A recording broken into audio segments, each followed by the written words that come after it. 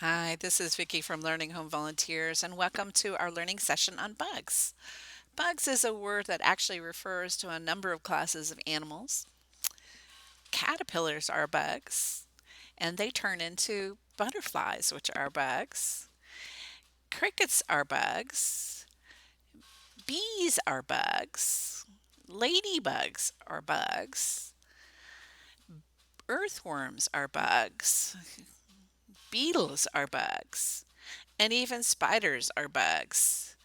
We are so lucky to have some special friends who are bugs that are going to actually come and visit you. Now, these aren't pets. These are wild things. So after you've had a chance to take a really good look at them and watch them to see what they do, please release them back into nature so they can carry on with their lives. In your boxes, you're going to find contents for all the activities that are in your learning session. Each of the activities is actually numbered. See, like this one is 3. And the materials on the contents sheet are also numbered. And in the videos, we'll use the same number to refer to the materials on the slides as we talk about them. None of these activity materials need to be returned except where they're listed on the table of contents. In addition to the learning activities, your family coordinator's actually chosen some custom learning activities from our lending library. All of these have a label that looks like this, which has a number and then a description of the activity. For those that actually have a choking hazard somehow included, you'll see this red dot on the actual label itself. And then on the pocket, you'll find on the outer side somewhere, there will be a dot as well. This means that there's something in there that it can be swallowed and by a small child and could choke your child. So you want to watch for those and supervise these activities very carefully if you have little people in your house that are still putting things in their mouth. So, to help us understand our bug friends, we turn to books. We have 4 books in this session. Our first book is actually entitled Bugs. Nicole is going to introduce us to some attributes about bugs and then show us pictures of lots of different kinds of bugs that you might find living outside. Our next book is written by the author of The Hungry Caterpillar, which we've actually read in the past. And this book is about a very quiet cricket who thinks he's lost his voice, like Nicole did last week.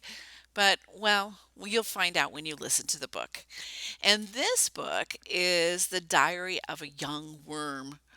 I think it's funny and helps us give some ideas about what worms do every day, at least in their pretend world. And then our last book is called The Grouchy Ladybug, and it's all about sharing with your friends. And do you think the grouchy ladybug wants to share? Well, you'll find out. Our first bug guest is a cricket, and they are contained in little plastic containers with holes on the top of the container, and there's a place for them to hide. They are very shy. Crickets are actually insects, and these are very tiny. Please share with your child how tiny they are in comparison to how big they are. The cricket is depending on them to handle the container gently and not to shake it or hurt them by mistake just because they're being so big.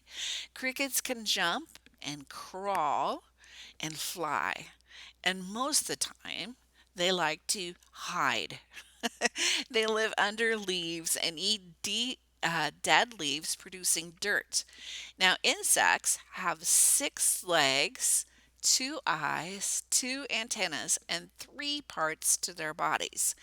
Can you use your magnifying glass and see if you can find their mouth? Maybe their eyes? Maybe their antenna?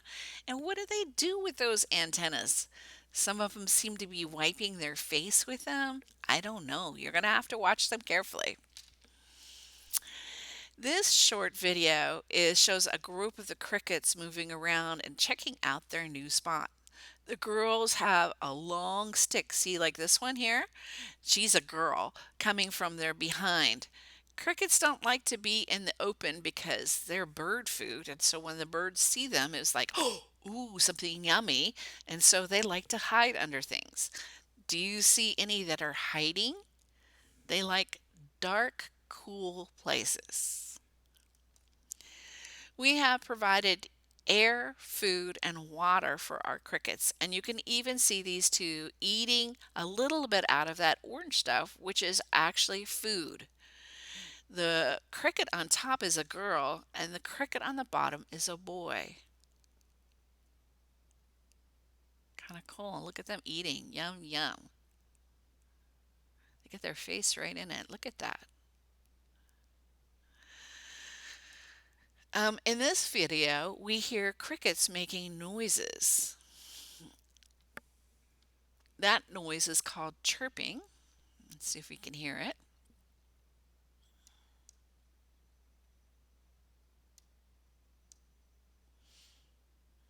Yeah, there you go. They make it to let others know where they are. They make it by shaking their wings. Kind of funny, huh? Do you see the one that's making the noise? I'll put this up on Class Tag 2 so you can actually see it and watch it as many times as you want. Our next guest is an earthworm. They arrived last week and we created a new home for them. We put dirt in containers and then put maybe three earthworms in the container, maybe some more. Some are bigger than others, so you're going to have to look really closely.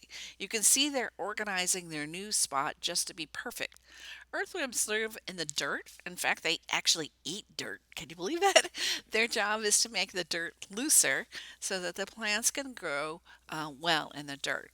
They like their dirt to be cool and moist. Please don't store them anywhere where there's direct sunlight. It makes it too hot for them and they'll die. And keep their dirt moist, not wet, but moist. They have no legs, no eyes, no ears, so they can't hear or see. And they have a mouth which eats dirt, and they poop their weight in dirt every day. Amazing. Now they can sense touch and vibration, and they'll actually move. And their way of getting away is to twist quickly. Let's see if we can watch that again. Look at them twisting so that they move. See that one twisting over there?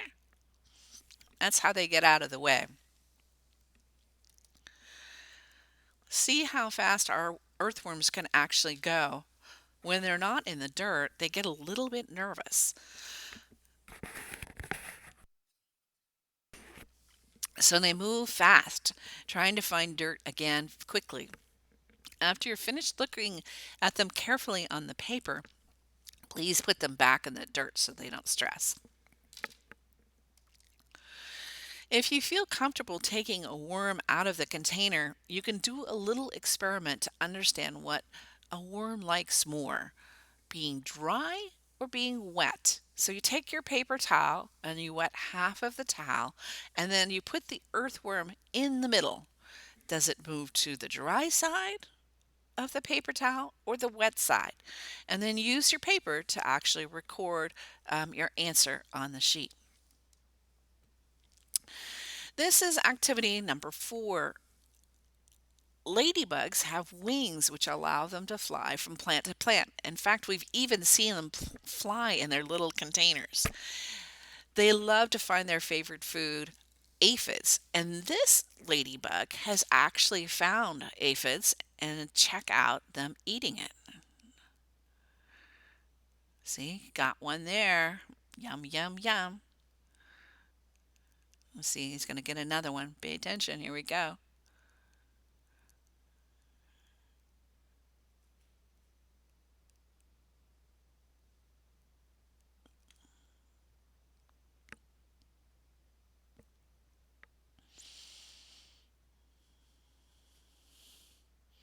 You see it eating? Well, on the sheets provided with the ladybugs, we get to practice a little bit of writing. For our little learners, see if they can connect the data dotted lines. For the learners that actually have control over their writing instrument, you can help them identify a letter and then practice each stroke of the letter. Don't stress if their rendition of the letter doesn't look like the letter. They are working on two skills here. There's actually the recognition of the shape itself, and then there's having enough control to actually make that shape. It takes practice. Well, that's all for this week. Don't forget to return your visitors to the outside when you're done. Release the crickets and the ladybugs in the shade next to plants. And for the earthworm, dig a hole in a potted plant and drop it and cover the earthworm. Thank them for their visit and praise your child for being so kind and gentle to these special visitors that you guys have had in your home. Thank you so much. We'll be seeing you next week.